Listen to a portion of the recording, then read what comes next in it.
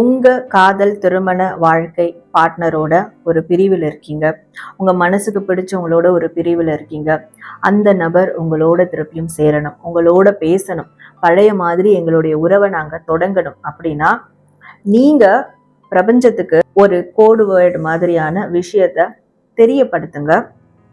அது ஒரு manifestation process. அந்த ப்ராசஸ் நீங்க பண்ணும் போது நிச்சயமா உங்க பார்ட்னர், உங்க மனசுக்கு பிடிச்சவங்க உங்களை தேடி வருவாங்க. இந்த ஒரு கோட் வேர்ட் மேனிஃபெஸ்டேஷன் ப்ராசஸை நான் ஆல்ரெடி சில இடங்கள்ல சொல்லி அதை நிறைய பேர் யூஸ் பண்ணி அதனுடைய சக்சஸ் ஃபீட்பேக்கையும் எனக்கு நிறைய அனுப்பியிருக்காங்க.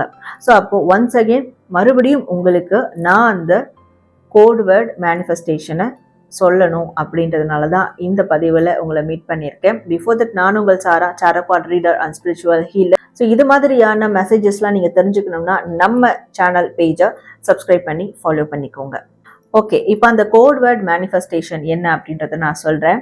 முதல்ல ஒரு பிளெயின் ஒயிட் பேப்பர் எடுத்துக்கோங்க அண்ட் ஒரு ரெட் கலர் பென் எடுத்துக்கோங்க.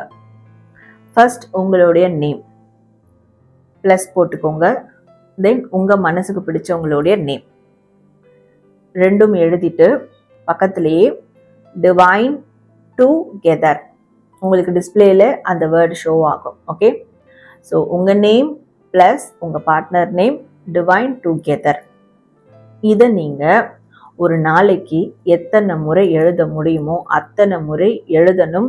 ஆனால் எப்போ எழுதணும் அப்படின்னா, ஒன்று நீங்கள் தூங்கி எழுந்த உடனேயே நீங்கள் எழுதணும்.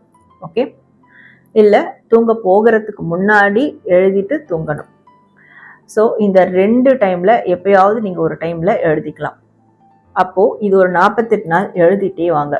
அந்த பேப்பர்ஸை கலெக்ட் பண்ணி வச்சுட்டே வாங்க. ஸோ 48 நாள் கழித்து வரக்கூடிய பௌர்ணமி தினத்தன்னைக்கு இந்த பேப்பர்ஸை கோவில் குளங்கள்லேயோ ஏரிகள்லேயோ இல்லை கடல்லையோ நீங்கள், அதாவது சுத்தமான நீர்நிலை, இயற்கையான நீர்நிலையில் இந்த பேப்பர்ஸை நீங்கள் அப்படியே உங்கள் பார்ட்னரை நினச்சி நீங்கள் இதை விட்டுறலாம். கண்டிப்பாக உங்களுடைய இந்த வேண்டுதல் மினிமம் 48 நாள், மேக்ஸிமம் 90 டேஸ் கூட எடுத்துக்கலாம். ஏன்னா எல்லாருக்கும் இந்த ரேஷியோவில் தான் நடந்திருக்கு எனக்கு ஃபீட்பேக்ஸ் படி. ஓகே, இந்த டைம் ஃப்ரேமையும் உங்களுக்கு நான் கொடுக்குறேன். இந்த டைம் ஃப்ரேமில் நீங்கள் நினச்ச காரியம் கண்டிப்பாக நடக்கும். அதனுடைய சின்ன இனிஷியேஷனாவது உங்கள் வாழ்க்கையில் நடக்க ஆரம்பிக்கும். அப்போ இந்த ப்ராசஸ் உடனே நீங்கள் ஸ்டார்ட் பண்ணுங்க. அண்ட் நீங்கள் நன்றி சொல்லும் விதமாக தேங்க்ஸ் டு யூனிவர்ஸ் அப்படின்றத மறக்காமல் கமெண்ட் பண்ணிடுங்க. And all the best for your love.